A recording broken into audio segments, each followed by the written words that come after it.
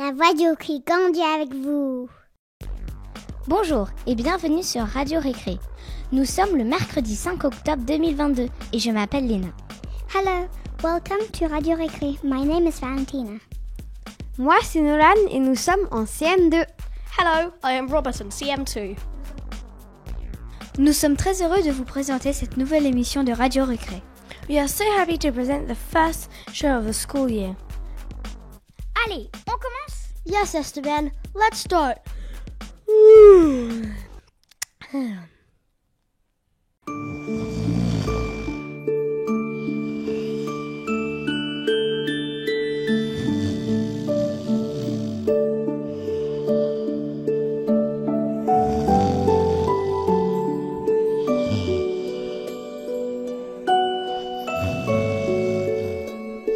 Aurélien, réveille-toi! C'est l'heure d'écouter les PSMS.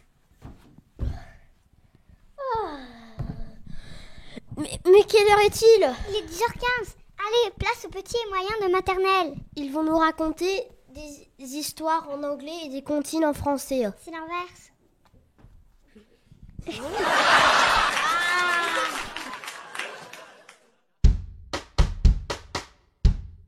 Hello, we are PSMS. Say good morning, everyone. Everyone, Mr. Aldana, Mr. Aldana, lots to do, lots to do. Say good morning, say good morning, everyone, everyone.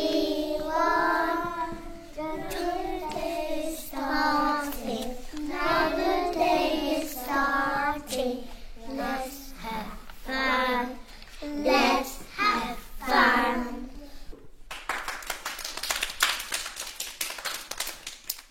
Bonjour. Bonjour, nous sommes les PSMS. Bonjour. On va vous raconter une histoire. Les loups qui voulaient changer de couleur. C'est l'histoire de loup qui était triste. Parce qu'il n'aime pas sa couleur. Il a envie de changer de couleur.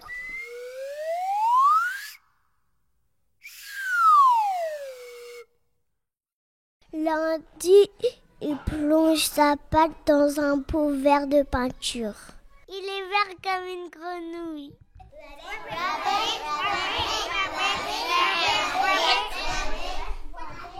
Cela ne va pas du tout. Quelle erreur. Mardi, il met un pull rouge, comme un Père Noël. Il n'est pas content parce qu'il n'aime pas Noël. Il se regarde dans un miroir et dit « Cela me va pas du tout ». Mercredi, il va cueillir des fleurs chez le fermier, des roses. Il se regarde dans un miroir, ça me va pas du tout. Et il dit, merde, je ressemble comme une princesse. Jeudi, il plonge dans un blanc glacé. Après, il est tout bleu. Il a froid. Le bleu ne me va pas du tout. Vendredi, il monte en hausse. Il met des cartes 2 euros sur lui. Et après, il ressemble à un renard et une chien 40. Cela me va pas du tout. Samedi, il se roule dans une mare de boue. Il est tout marron. Oh là là, ma boue, maintenant la boue me gratte. Et je sens mauvais. Cela ne va pas du tout. Dimanche, il prend et arrache les plumes d'un paon. Oh, que je suis beau. Toutes les loups le trouvent très beau. Elles lui font des bisous.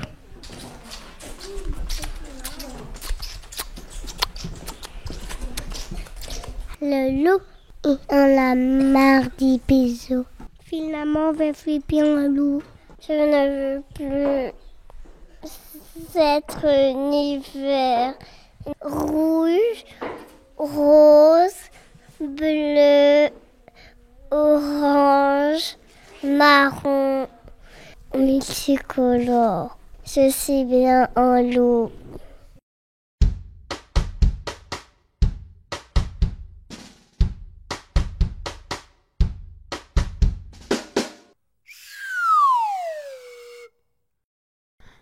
Génial les PSMS, merci.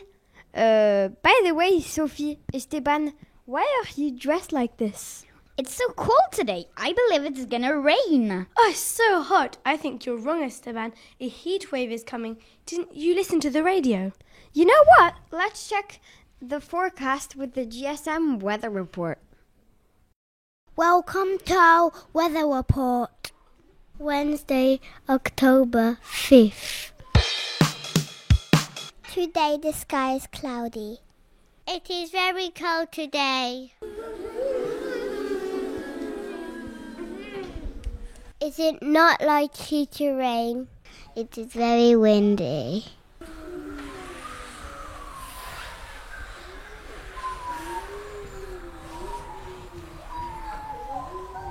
Thank you for listening.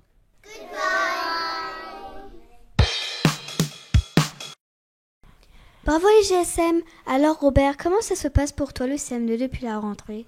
Pour moi, ça se passe plutôt bien. Et surtout, j'adore les maths. Et toi, Lily? Oui, super pour le moment. Et en plus, les profs sont super gentils. Et vous, vous aimez l'école? Les GSM vont vous dire ce qu'ils pensent de l'école.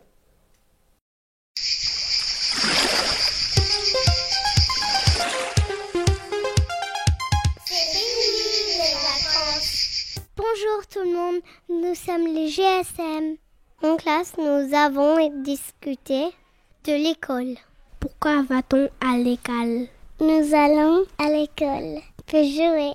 Nous allons à l'école pour apprendre l'alphabet.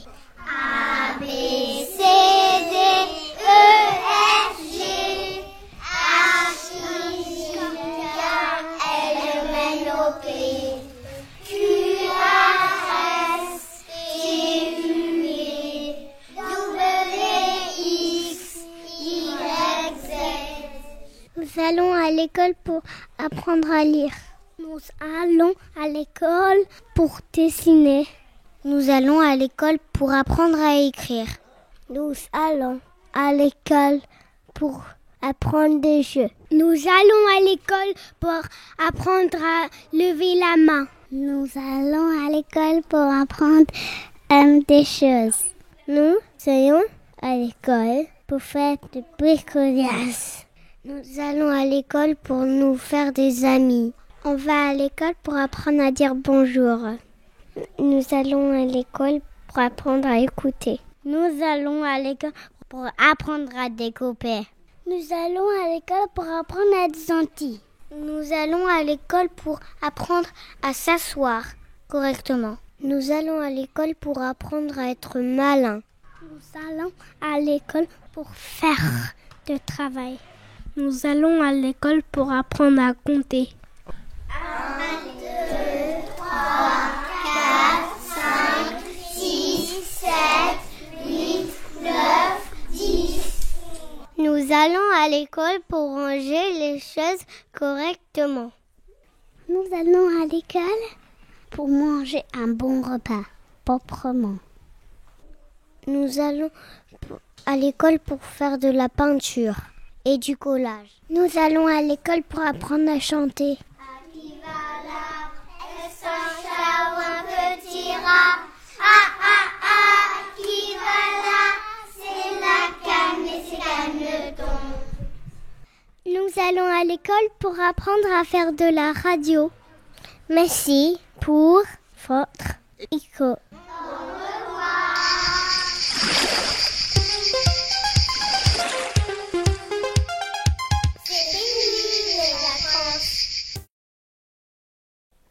Now let's hear CP talking about tolerance.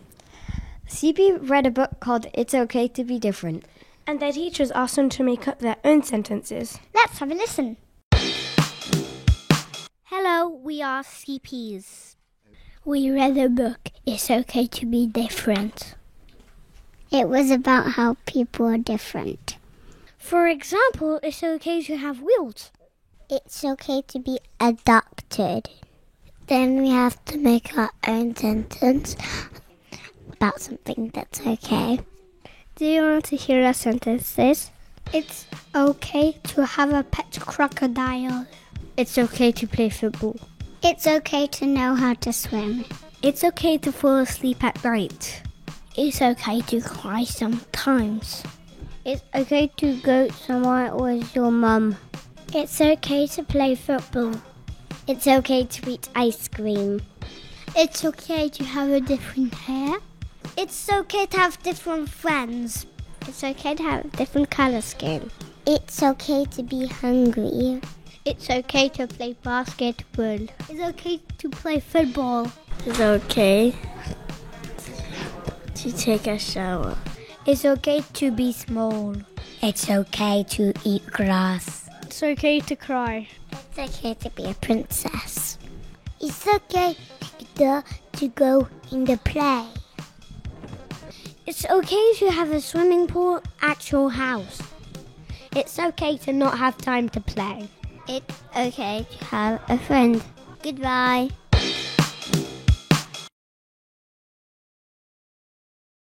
Dis Léna, c'était quoi ta phrase préférée? It's okay to have different colors. Et toi? Moi, c'était It's okay to cry. Mais maintenant, passons à une séquence en français. Comme vous le savez, le CP est l'année de l'apprentissage, de la lecture et de l'écriture. Nous avons demandé au CP à quoi servent la lecture et l'écriture.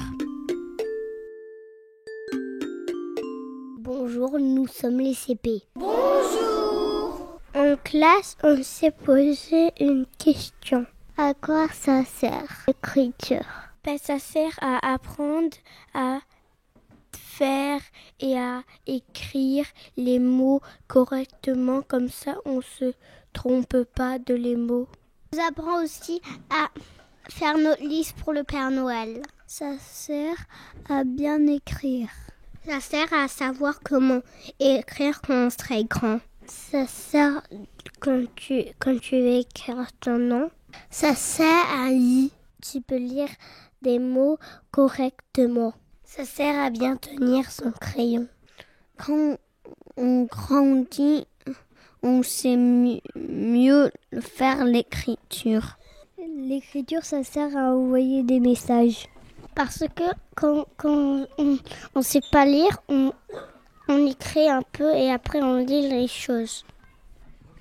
Et elle pas écrite bien, ok. Écrite bien, mais elle pas, c'est ok. On s'est posé une deuxième question. C'est quoi la lecture? C'est quand tu sais pas lire, mais en fait mais quand t'apprends et t'apprends, c'est plus facile à lire. Si tu es en train de devenir grand et après tu sais pas comment lire, tu vas jamais réussir à lire. Mais quand tu es en train de travailler pour lire, tu vas réussir à lire quand tu es grand et après tu vas apprendre quand tu es grand et après tu vas lire pendant tout le temps et après tu vas devenir grand. Ça sert à aussi raconter des histoires à nos enfants. Ça sert quand tu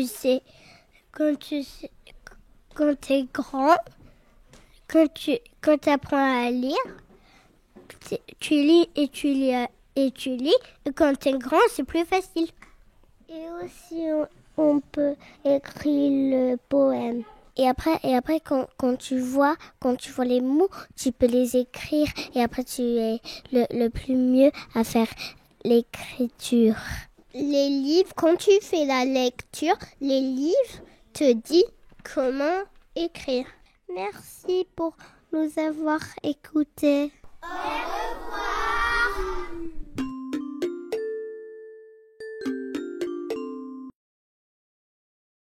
Cette année, nous allons célébrer la semaine de la poésie. Eh bien, les sœurs ont déjà commencé à apprendre un poème. Cool, on les écoute? C'est les poésies du CFBL.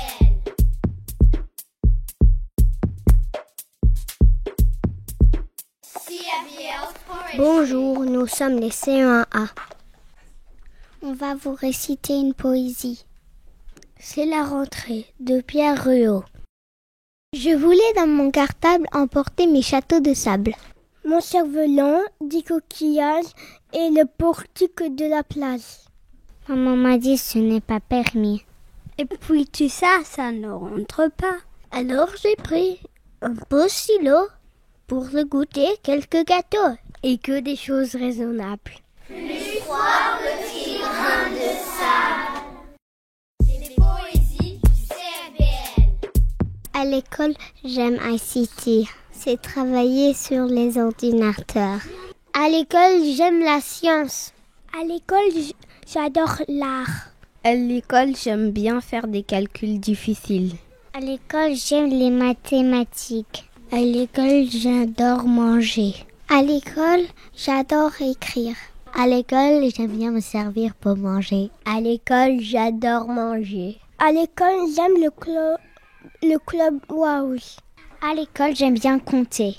1, 2, 3, 4, 5, 6, 7, 8, 9, 10. 1, 2, 3, 4, 5, 6, 7, 8, 9, 10.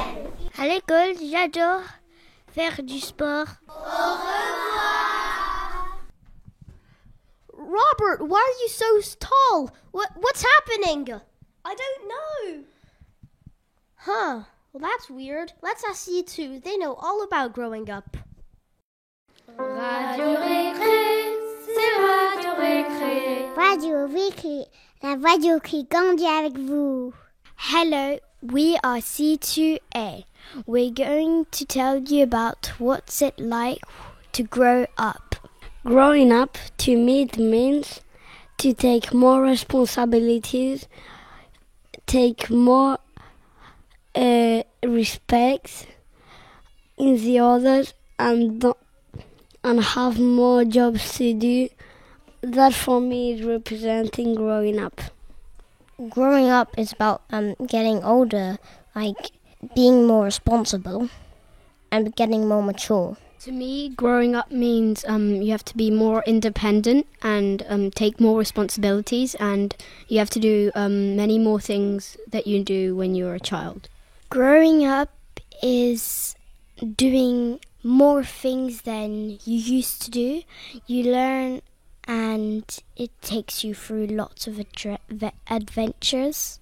It's a good thing to grow up because you just do more stuff. As if you stay a child, you'll keep going to school and you just won't learn anything. You would just go to school and not do anything else. It depends, like on what your point of view of what happens when you're a child is. To me, growing up is a bad thing because the more you grow up, the more responsibility you have, and the more responsibility you have, it's harder to have fun. To me, I think it's good to grow up because like this you can do what you wanted to do when you were little, and if you're grown up, you're able to do what you wanted when you were a kid. Well, I kind of think it's both, but I think it's more a bad thing because there are lots of things you can do as a kid that you can't do as an adult. For example, sometimes there are clubs that you can do only when you're a child, and it's kind of sad. When I grown up, I want to be a footballer. When I grow up, I want to be a professional gymnastic person. When I grow up, I think I want to be a fashion designer. I don't know what I want to be when I grow up. Thank you for listening to our growing up speech. Goodbye. Radio Récré, c'est Radio Récré. Radio Récré, la radio qui grandit avec vous. Même si nous ne sommes pas tous britanniques, nous avons été très tristes d'apprendre la disparition d'Élisabeth II. Et oui, elle était très populaire. Les CM1 ont interrogé des élèves et des adultes le lendemain de cette annonce. Bonjour, je suis en CM1 et je m'appelle Maxence. Il s'est passé quelque chose d'important hier. Je vais poser des questions à mes camarades. Bonjour, qu'est-ce qui s'est passé hier? Hier, la reine est morte. Pourquoi est-ce que c'est important la mort de la reine? C'est important parce qu'elle a régné très longtemps. Combien de temps elle a régné? 70 ans. Quelle impression vous fait la mort de la reine? Je suis triste comme beaucoup de gens, mais c'est la mort, c'est la mort, quoi. Que représente la reine Elisabeth II pour vous? Elle représente la monarchie, l'Angleterre et la stabilité du pays pendant des années. S'il y avait un mot pour décrire la reine, que serait ce mot? Longévité. Pourquoi? Parce qu'elle est restée très très longtemps en tant que reine de ce pays. Merci d'avoir répondu à nos questions. Au revoir. Au revoir. Au revoir. Bonjour. Bonjour. Que représente la reine Elisabeth pour vous? Alors, elle représente l'Angleterre, la tête de l'État de l'Angleterre. S'il y avait un mot pour décrire la reine, que serait ce mot? Distinguée. Bonjour, s'il y avait un mot pour décrire la reine, quel serait ce mot? Gentille, elle aidait les autres et elle était aussi polie. Merci, au revoir. What was the Queen representing to you? Well, she was representing England for me, and like everybody I know the Queen, and Can you give me one word which could describe the Queen? I think she had a very good sense of humor.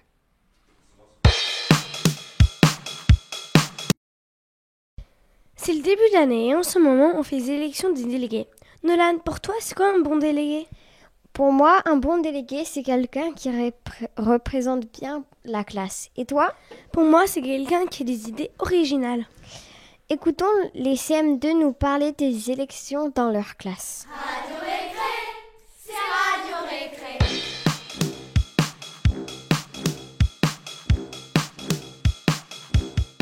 Bonjour, nous sommes les CM2. Aujourd'hui, on va vous parler des délégués. La semaine dernière, nous avons fait les élections des délégués dans notre classe. Nous avons voté pour des délégués et des éco-délégués. Mais c'est quoi la différence? Le délégué représente la classe et l'éco-délégué représente la classe mais plus dans une idée écologique. Quelles sont les qualités d'un bon délégué?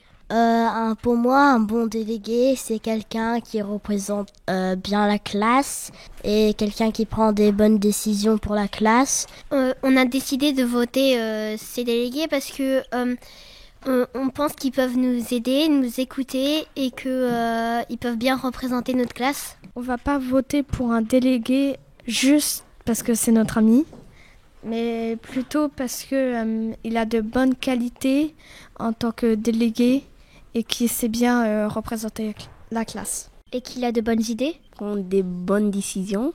T'es quelqu'un qui n'est pas très aimé ou un idiot, tu ne peux pas être un délégué parce que ça va être difficile pour toi d'être un bon délégué. On vote parce que si, par exemple, pas beaucoup de gens te connaissent et tout et tu vas avoir des bonnes idées, peut-être qu'ils vont voter pour toi au lieu de juste dire toi t'es délégué parce qu'on t'aime bien. Pour remporter l'élection, il faut avoir la majorité des voix. Dans la classe, nous avions plusieurs candidats et chaque candidat a dû faire un discours. Le discours permet de présenter le programme avec toutes les propositions. Des cages de foot à la récré. Des tables de ping-pong. Une nuit où on dort à l'école. Pour les éco-délégués, on propose de faire des randonnées à Hampstead Heath pour ramasser les poubelles par terre. Pour les éco-délégués, on proposait de manger des fruits et légumes locaux et de saison à la cantine. On proposait à chaque classe de planter des plantes. De faire plus de jardinage en classe. Radio Récré, c'est Radio Récré.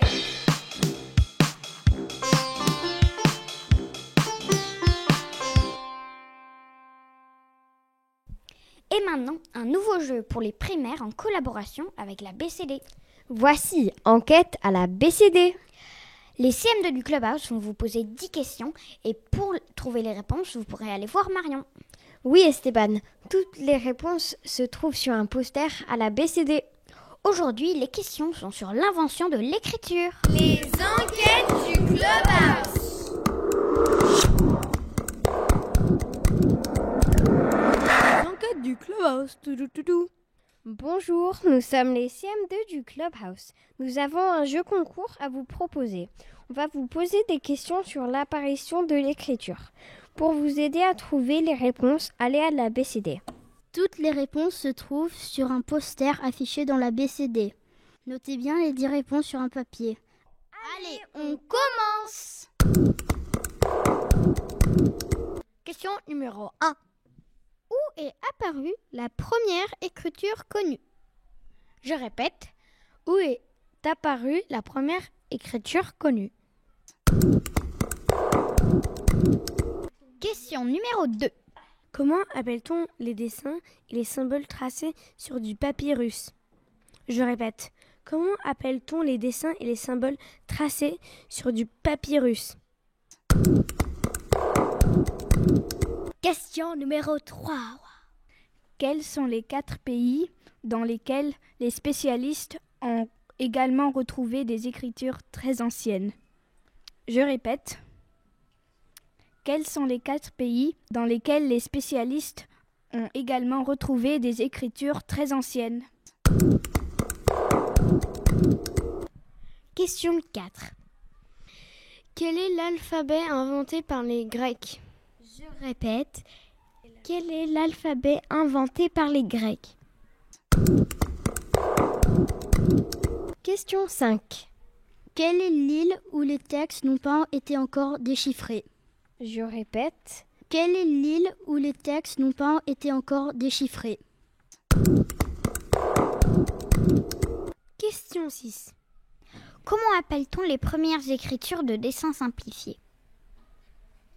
Je répète, comment appelle-t-on les premières écritures de dessin simplifié? Question 7. Comment s'appelle l'alphabet inventé par les scribes? Je répète, comment s'appelle l'alphabet inventé par les scribes? Question numéro 8.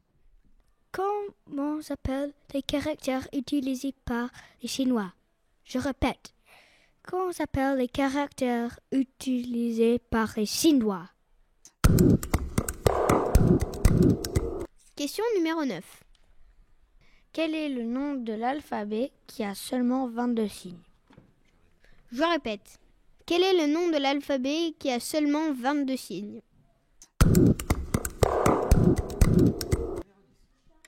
Et enfin, question numéro 10. Quelle est la plus ancienne langue toujours parlée aujourd'hui? Je répète, quelle est la plus ancienne langue toujours parlée aujourd'hui? Voilà, c'est terminé. J'espère que vous allez participer. Mettez vos réponses et votre nom sur un bout de papier et mettez-le dans la boîte à lettres Radio Récré à côté de la réception.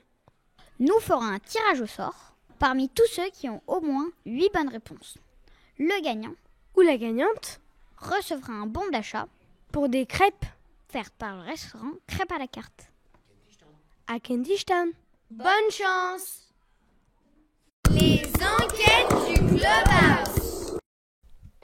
Au CFBEL, on adore les langues. Vous savez que dès la 6e, on peut choisir une 3e langue. Et toi, Sophie, tu vas choisir quelle langue l'année prochaine? L'espagnol, le mandarin ou l'allemand? J'hésite encore, car j'aimerais bien connaître toutes ces langues. Et toi? Alors moi, je parle déjà l'espagnol à la maison, donc j'hésite entre l'allemand et le mandarin. Voici maintenant un petit reportage dans les classes de 6e. Nous avons demandé aux élèves pour quelles raisons ils avaient choisi leur langue.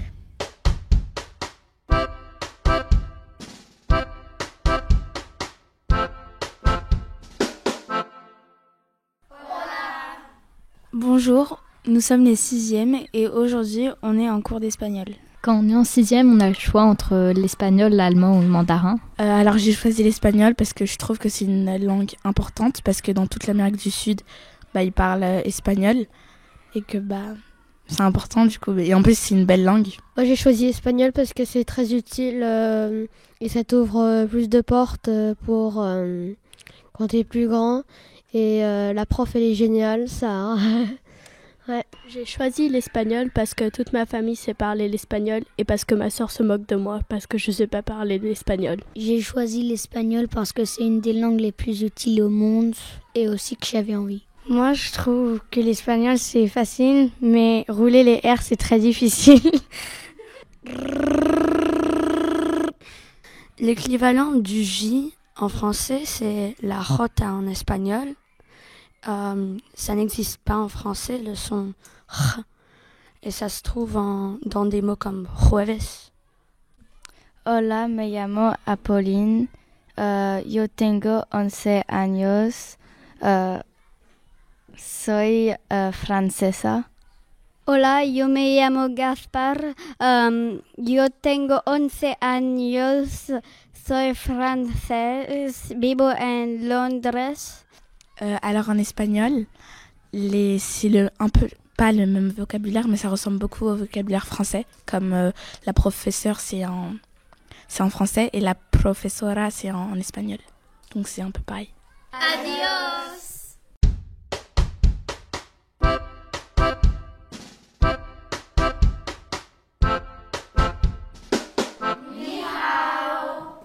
Bonjour, nous sommes les 6e et nous sommes dans la classe de mandarin. Moi je suis espagnole, alors je parle déjà espagnol et alors j'avais pas le choix de espagnol.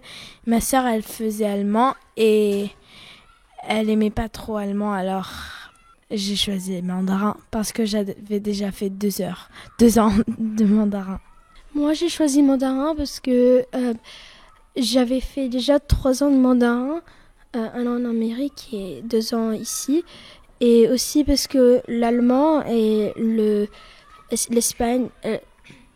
l'espagnol, je trouvais c'était un peu plus dur. Et voilà.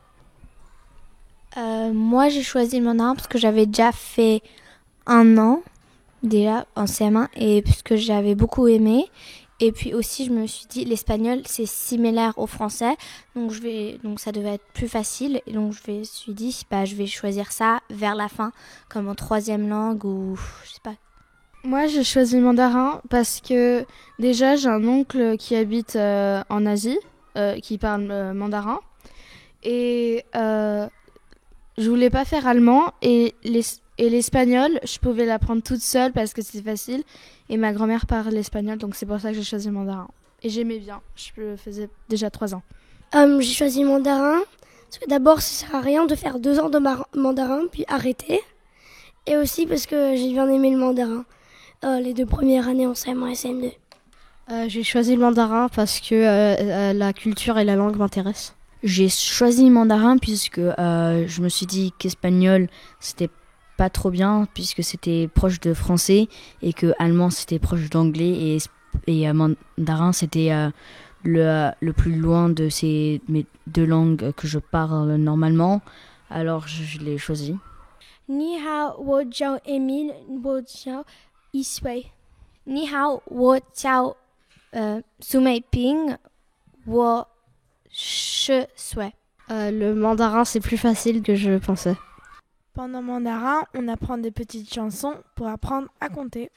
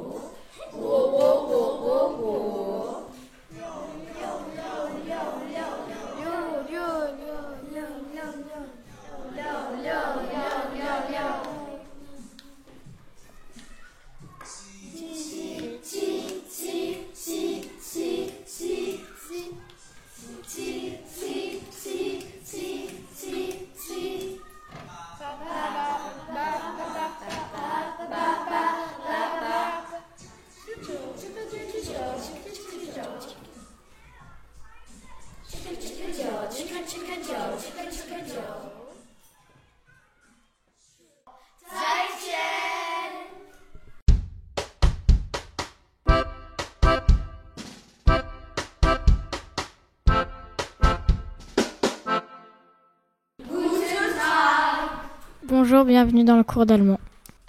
J'ai choisi l'allemand parce que quand je serai plus grand, je veux habiter à Zurich et on parle allemand à Zurich. Et j'aime bien les montagnes, et j'aime bien faire du ski aussi. J'ai choisi l'allemand parce que presque toute ma famille sait comment le parler, j'aimerais bien faire pareil. Parce que j'écoute de la musique allemande, le groupe Rammstein qui compose de la musique pop-rock. Moi, j'ai choisi l'allemande parce que ma copine, elle est allemande, elle habite en Allemagne, à Francfort, où on va toutes les deux apprendre les langues qu'on connaît. Alors, elle va apprendre le français et moi, je suis en train d'apprendre l'allemand. Moi, je fais l'allemand parce que j'aime pas l'espagnol et le mandarin. J'ai choisi l'allemand parce que tous les autres élèves choisissaient l'espagnol et je voulais faire différemment. C'est pas si difficile car c'est un peu la même chose que l'anglais ou le français. Au début, j'ai cru que ça allait être très difficile, mais en fait, c'est très proche de l'anglais. Du coup, c'est pas très dur. Moi, je trouve que c'est moins difficile que je pensais que ça allait être. En tout cas, c'est plus facile que le mandarin. C'est difficile, mais c'est quand même plus facile de ce que je pensais. Ich heiße Deirdre und ich bin 11 Jahre alt. Hallo, ich heiße Elise.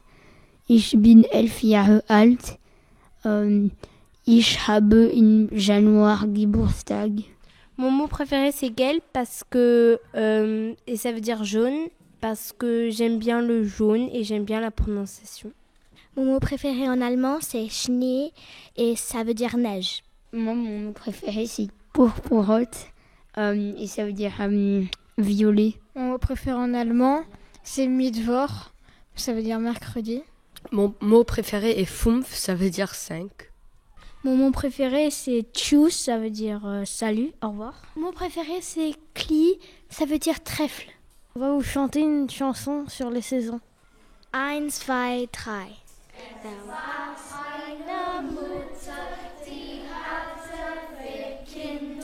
Den Frühling, den Sommer, den Herbst und den Winter.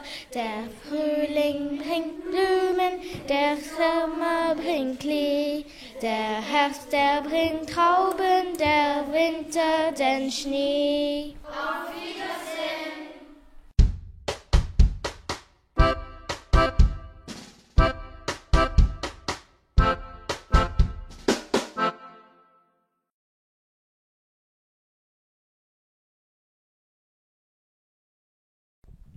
Hey Aurelian, I saw you playing at the last lunch jam. It was amazing.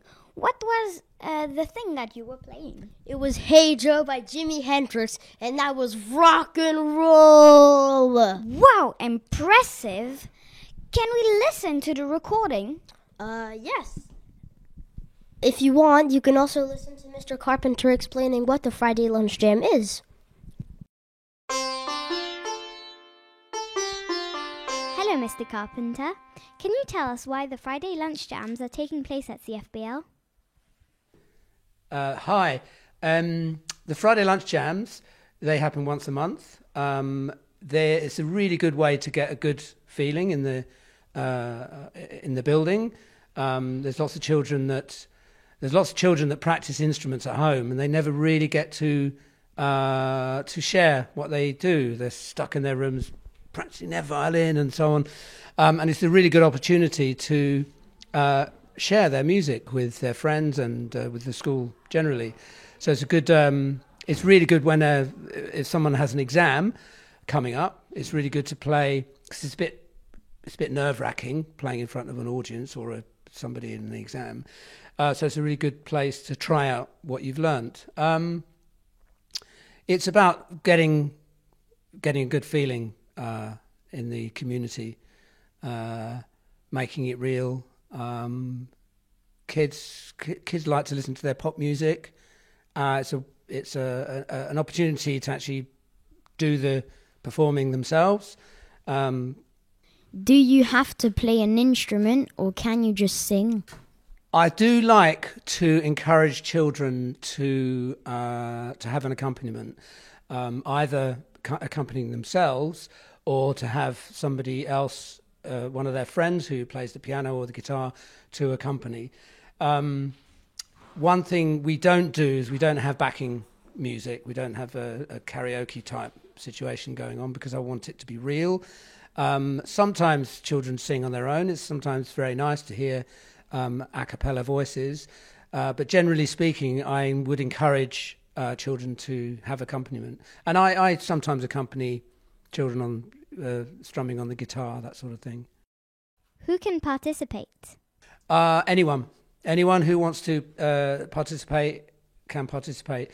The only requirement is that they tell me beforehand. Sometimes kids will see the lunch jam set up and they'll go, "Oh, can I have a go?" And it's generally better that I know that they're going to perform. So whether a musician or not, they can enroll. We don't get many dancers, but we could, if somebody wanted to dance, then they could dance, or if someone wanted to tell a joke even, they could tell a joke. So it's for everyone. Thank you very much, Mr. Carpenter.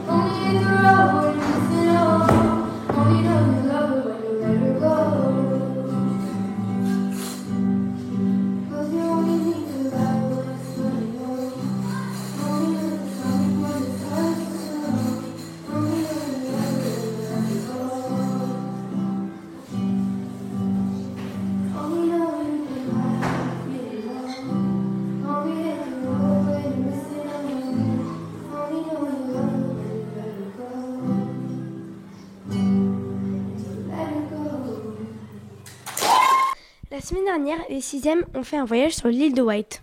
Oui, c'était le voyage d'intégration des 6e. Ça veut dire quoi, intégration? Écoute les 6e, nous sommes allés leur poser la question le matin de leur départ.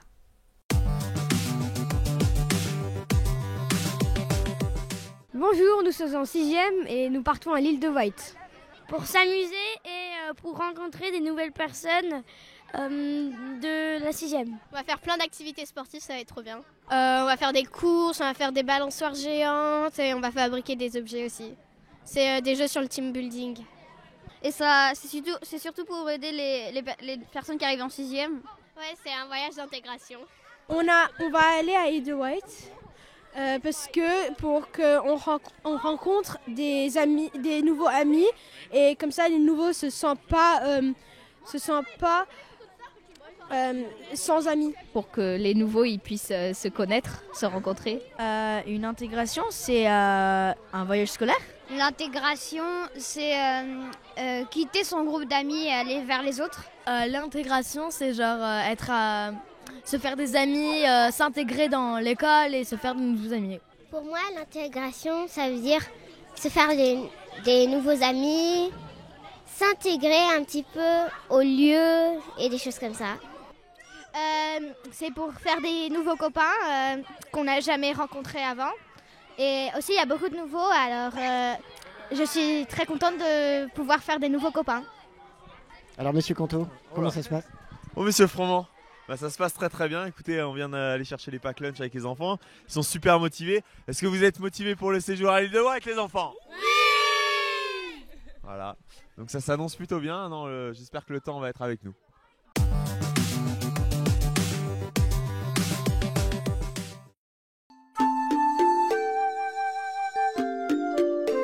Voici maintenant l'heure de l'énigme mathématique du mois. Écoutons 2 élèves de 4e nous proposer une énigme. Écoutez bien, car il y aura des cadeaux à gagner. Bonjour, nous sommes les 4e, je m'appelle Arthur. Je m'appelle Nils. Et nous avons une énigme pour les CM2, 6e, 5e et 4e. Regardez ces 4 triangles. Dans le dernier triangle, il y a un point d'interrogation. Quel chiffre faudrait-il mettre logiquement dans le dernier triangle à la place du point d'interrogation? Donnez vos réponses à Radio Récré. Un gagnant sera choisi au hasard. Bonne chance! Les énigmes scientifiques du CFBL.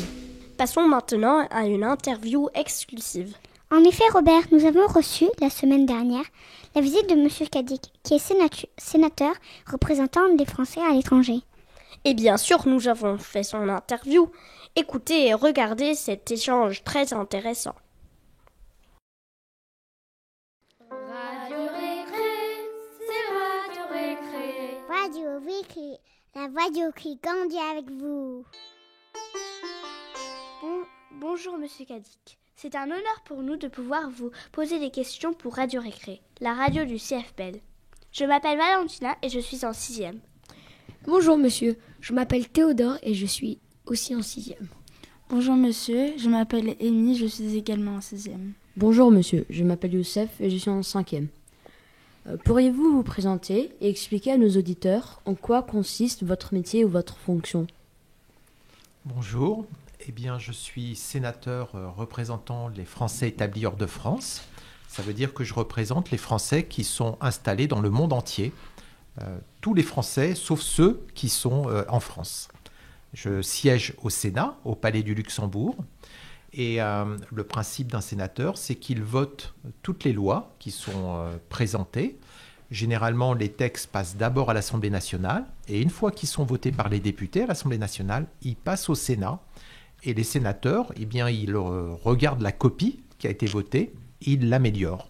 C'est un peu comme vous, quand vous faites un devoir, vous le faites, et puis après, vous demandez à quelqu'un de le relire pour vous dire ce qu'il en pense.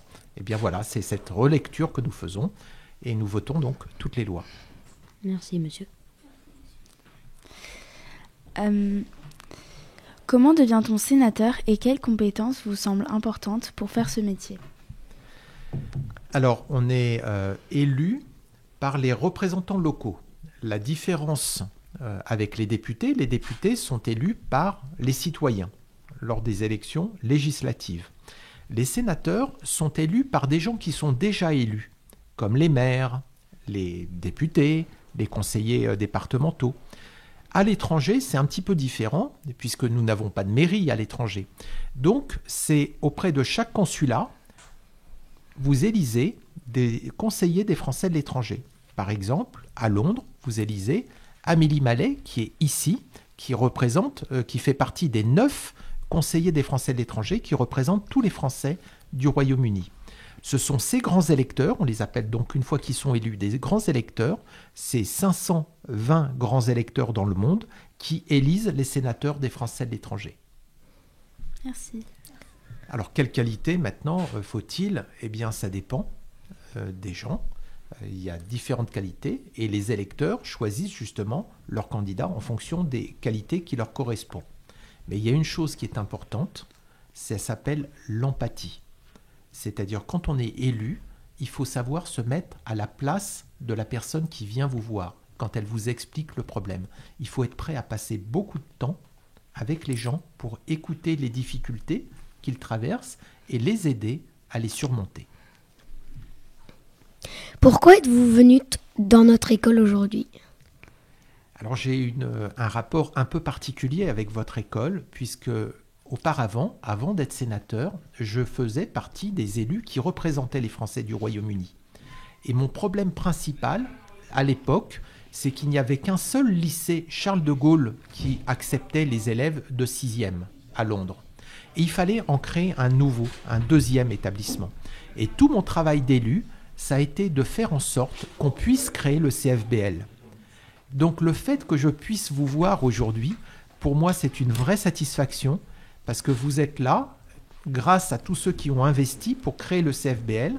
J'ai fait partie de ceux qui ont travaillé pour cette création du CFBL. Et le fait de vous voir aujourd'hui, avec Radio Récré, eh bien vous donnez toute une justification à mon travail, une concrétisation, et en fait vous produisez un grand bonheur. Merci. Merci. Depuis quand êtes-vous sénateur ? Je suis élu au Sénat depuis septembre 2014.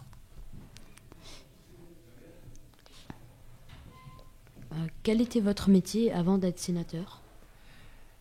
Je suis chef d'entreprise. J'ai créé mon entreprise à l'âge de 20 ans. Ça fait déjà 40 ans. C'était dans l'électronique. Puis j'ai développé ma société. Je l'ai déplacée de Paris en Angleterre. Ensuite, je suis allé dans l'Internet. J'ai tout vendu. Et ensuite, j'ai réinvesti dans la bande dessinée. J'ai créé une société donc, de bande dessinée. On traduit en anglais tous les grands noms de la bande dessinée franco-belge. Lucky Luke, Black et Mortimer, Yakari, Spirou, Boule et Bill. On les traduit en anglais et on les vend dans le monde entier. Cette activité, je la continue. C'est-à-dire que toute la journée, tous les jours, je suis parlementaire, je suis sénateur, mais je suis aussi ce qu'on appelle un sénateur entrepreneur. Parce que j'ai toujours cette activité d'entreprise et c'est ma compagne, Valérie, qui fait fonctionner notre entreprise. Mais je ne vous cache pas que le week-end, souvent on en parle et je l'aide un petit peu toujours le week-end. Ça me permet de garder un contact avec la vie professionnelle et la vie que vivent tous nos électeurs. Est-ce que vous aimiez faire les bandes dessinées ? Vous aimiez bien faire ? Qu'est-ce que vous faisiez dans les bandes dessinées ? Alors, qu'est-ce que je faisais dans les bandes dessinées ? J'allais à Angoulême et j'allais regarder toutes les bandes dessinées qui existaient et je faisais les choix des titres qu'on allait traduire. Donc, au début, quand j'ai commencé cette nouvelle activité, ma fille, elle avait à peu près votre âge et elle était très inquiète parce qu'elle voyait qu'on ne faisait plus rien à la maison, on faisait juste de lire des bandes dessinées. Donc elle était très inquiète qu'on puisse continuer à gagner notre vie. Et donc en fait, c'était parce que c'était mon travail. Je lisais plein de bandes dessinées et je choisissais celles qu'on allait traduire. Et donc j'aimais beaucoup ça. Ça m'a permis de découvrir des tas de livres et vous avez beaucoup de chance parce que vous avez beaucoup plus de choix aujourd'hui que ce que j'avais moi quand j'avais votre âge. Merci. Quel métier vouliez-vous faire quand vous aviez notre âge ? Ah, alors ça c'est une question qui me ramène très très loin. Alors je suis à peu près sûr je rêvais d'être footballeur professionnel, gardien de but, parce que j'avais beaucoup à l'époque, le gardien de l'équipe de France s'appelait Georges Carnus et je le trouvais très fort. Mais je rêvais peut-être aussi d'être détective privé, parce que j'adorais la série Manix avec un détective privé américain et donc ça me faisait bien envie. Est-ce que vous avez essayé de réaliser vos rêves ? au début Alors ça, c'est une question, difficile. Effectivement, ces rêves évoluent avec le temps, hein. Donc, on rêve pas de la même chose quand on a 12 ans et quand on en a 18 et quand on en a, a fortiori, quand on devient adulte. Mais c'est vrai que créer mon entreprise très tôt, après le baccalauréat, ça m'a permis de concrétiser beaucoup de rêves. Et donc, il faut croire en ses rêves. Voilà. C'est tout ce que j'ai envie de vous dire. C'est laissez-vous porter par vos rêves parce que vous allez rencontrer des gens qui vont vous aider à les accomplir. Représentez-vous les Français uniquement au Royaume-Uni ou bien dans le monde entier? Alors, je représente les Français du Royaume-Uni et donc du monde entier. Donc le Royaume-Uni fait partie des Français, évidemment, avec lesquels j'ai beaucoup plus de proximité, puisque je vis toujours au Royaume-Uni. J'ai une maison qui est à Canterbury, donc dans le Kent, et donc je vis là depuis 25 ans. Donc effectivement, je dirais que quand je m'occupe des Français de l'étranger, pratiquement la moitié du temps, souvent je pense à ceux du Royaume-Uni, et on a traversé une grande crise ces dernières années, puisque les Britanniques ont voté pour sortir de l'Union européenne, et ça a mobilisé beaucoup de mon attention avec nos élus, comme Amélie, comme Nicolas Hatton, qui a lancé les 3 millions. Donc on a beaucoup travaillé pour répondre aux besoins des Européens, de tous les Européens qui vivaient au Royaume-Uni et qui risquaient de perdre leurs droits. Donc ça a été un gros travail que l'on a eu, mais c'est une période de l'histoire qui s'est passée et qui va rentrer dans les livres d'histoire, ce qu'on a vécu. Merci. Est-ce que vous voyagez beaucoup? Alors je crois qu'on peut le dire, puisque depuis que j'ai été élu, en 8 ans, j'ai traversé 105 pays et j'ai fait plus de 440 déplacements. Donc je crois qu'effectivement on peut le dire, ça m'a permis de voir différents horizons, d'aller sur tous les continents et de passer beaucoup de temps avec justement les Français que je représente, parce que si vous voulez répondre à la demande de vos compatriotes, encore faut-il aller les voir pour discuter avec eux, pour savoir ce qu'ils veulent. Donc effectivement, ça nécessite de voyager beaucoup et d'être en forme et de faire attention à ce qu'on mange. On ne peut pas être malade. Est-ce que vous allez dans des pays qui sont loin de l'Angleterre, qui sont étrangers? Oui, le dernier voyage que j'ai fait, c'était à Taïwan. Ça doit être à peu près à 15 000 km d'ici, vous voyez. Et donc, c'est très loin en Asie. Mais je suis allé récemment, là encore il n'y a pas longtemps, j'ai fait un tour en Tanzanie, Kenya, Ouganda, Rwanda, Afrique du Sud. Tout ça en l'espace de 2 semaines. Voilà, je fais des tournées qui m'emmènent dans plusieurs pays. Dans quel pays travaillez-vous principalement? Alors, mon temps se répartit à peu près à 40% au Sénat, à Paris, je dirais 30% ici au Royaume-Uni et 30% dans le reste du monde. Vous avez à peu près les équilibres de mon temps. Donc, vous comprendrez que je ne suis pas souvent à la maison. Est-ce que vous siégez souvent au Palais du Luxembourg, à Paris? Oui, je suis... donc là, on va reprendre donc la session à partir de la semaine prochaine. Ça s'est arrêté au mois d'août. On a arrêté de siéger au mois d'août et puis on va reprendre la semaine prochaine. Et puis on s'interrompra 2 semaines à la fin de l'année pour Noël et Nouvel An. Donc on a ce rythme-là, mais effectivement, on siège généralement du mardi au jeudi. Donc ce qui permet aux sénateurs, le lundi, de venir au Sénat et le vendredi de repartir dans leur circonscription. Pour ma part, vous comprenez que ma circonscription, c'est d'aller aux 4 coins du monde. Donc, une fois, après avoir voté la loi le jeudi soir, nous sommes allés boire un verre avec mes collègues. Et puis, chacun allait repartir dans sa ville. Il y en a un qui dit « Moi, je repars à Rennes. Moi, je repars à Reims. Et toi, Olivier, où tu vas ?» Moi, ce soir, je pars à Johannesburg. Voilà. C'est pas tout à fait les mêmes distances, mais c'est ça, c'est ma circonscription. Effectivement, on va le week-end en circonscription et on revient pour siéger du mardi au jeudi. Merci. Comment se déroule une journée de sénateur? Alors, une journée de sénateur au Sénat, généralement, le matin, vous allez, par exemple le mercredi matin, vous allez en commission. Moi, je suis à la commission des affaires étrangères et de la défense. Donc, je m'occupe des problèmes diplomatiques avec les autres pays ou des problèmes militaires. Vous savez qu'il y a aujourd'hui une guerre en Ukraine et que donc il faut envoyer de l'armement pour les Ukrainiens pour les aider à combattre leur envahisseur russe. Donc ça va être le mercredi matin, par exemple, on travaille en groupe, en commission. Et puis le mercredi après-midi, ça va être ce qu'on appelle les questions au gouvernement.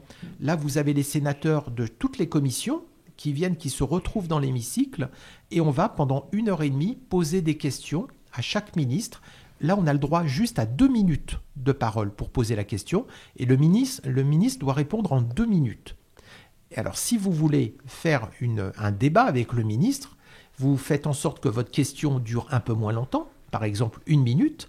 Comme ça, le ministre répond en 2 minutes et vous avez 1 minute pour répondre au ministre. Voilà comment ça se passe. C'est un exercice pour savoir ce que le gouvernement va faire, va décider. Est-ce que le Brexit a eu des conséquences sur votre travail? Alors oui, c'est une très bonne question parce qu'effectivement, pour moi, ça m'a rendu la vie beaucoup plus compliquée. Tout d'abord parce qu'avant, quand je rentrais chez moi, je m'arrêtais à Ashford, en Eurostar, et que depuis le Covid et le Brexit, ils ont fait en sorte que la station d'Ashford ne reçoive plus d'Eurostar. Donc je suis obligé de remonter sur Londres pour ensuite reprendre un train pour redescendre à Ashford, pour aller à Canterbury. Donc là, ça me rend ma vie beaucoup plus compliquée. Je suis beaucoup moins mobile depuis. Vous l'avez vu aussi, ça rend les choses beaucoup plus difficiles pour les Français qui veulent venir s'installer au Royaume-Uni. Maintenant, il faut qu'ils demandent un visa pour ceux qui n'y étaient pas auparavant. Donc, c'est beaucoup plus difficile d'avoir de la mobilité. Donc, et ça vaut pour les Français qui veulent s'installer, les Européens qui veulent s'installer en Angleterre, mais ça vaut aussi pour les élus comme moi. La vie est plus compliquée depuis qu'il y a le Brexit. Merci. Que pensez-vous de l'enseignement bilingue à l'école, comme au CFPL? Alors ça, c'est une vraie chance que vous avez au CFBL d'avoir un enseignement dans les 2 langues. Et quand on a voulu créer le CFBL, c'était une vraie innovation. Ça n'existait pas en fait. C'était de l'enseignement français, par exemple à Charles de Gaulle. Ce n'était pas de l'enseignement bilingue. Et ça a été l'idée des créateurs du CFBL, de développer ça, l'enseignement en 2 langues. Et c'est une chance énorme que vous avez, parce que c'est un acquis. Vous pensez avec 2 cultures, vous pensez avec 2 langues, vous les maîtrisez toutes les 2. Ça vous donne un plus par rapport aux enfants qui ne connaissent qu'une langue. Et c'est un enseignement qui se développe. On s'est rendu compte que c'est très bon d'apprendre en 2 langues. Ça vous donne plus d'ouverture, plus de perspectives, plus d'armes pour le futur. Donc moi j'en suis ravi, c'était une vraie volonté, un vrai changement et on va essayer de le développer pour toutes les écoles. On voudrait que ce soit comme ça pour toutes les écoles. Et vous voyez, je reviens de Taïwan, eh bien c'était parce qu'on a créé le LIFT, le lycée international franco-taïwanais, et à Taïwan, ils vont apprendre en français, en mandarin et en anglais. Donc ils vont apprendre en 3 langues. C'est une vraie volonté. On se rend compte que pour les enfants, pour les nouvelles générations, il faut leur permettre d'apprendre en plusieurs langues. Avez-vous déjà rencontré des gens importants pour des pays, par exemple Emmanuel Macron ou la reine d'Angleterre ou des gens comme ça? Alors, c'est rencontrer les chefs d'État, puisque la reine d'Angleterre et maintenant le roi d'Angleterre, ou le président de la République sont des chefs d'État. Oui, effectivement, j'ai rencontré plusieurs chefs d'État, des premiers ministres aussi, ou des ministres, bien sûr des collègues, des parlementaires dans d'autres pays. Ça s'appelle la diplomatie parlementaire. Il n'y a pas que les ministres des Affaires étrangères et les ambassadeurs qui font de la diplomatie, les parlementaires font aussi de la diplomatie.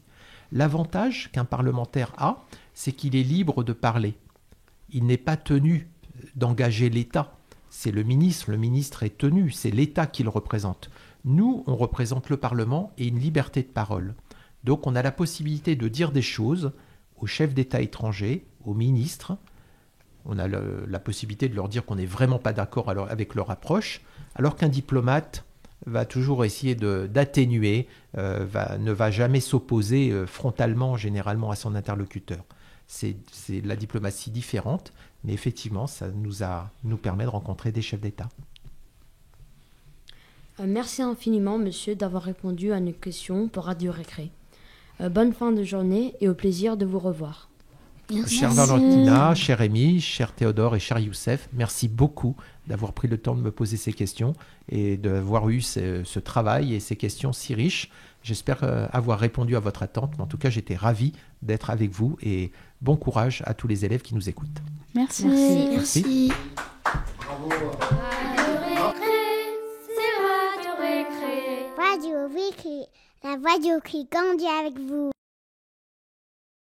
Radio Récré, c'est Radio Récré. Radio Récré, la radio qui grandit avec vous.